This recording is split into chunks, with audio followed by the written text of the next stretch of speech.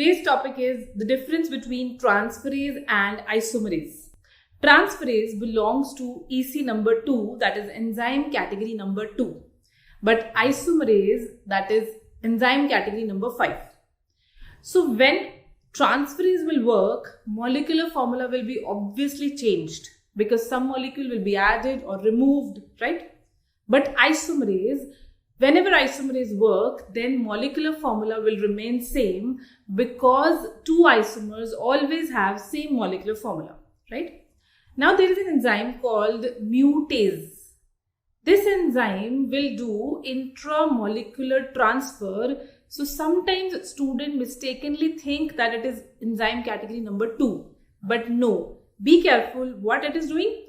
Intramolecular transfer. Within the molecule transfer is occurring. So mutase belongs to isomerase category, not transferase. Right? Be careful. Bye-bye.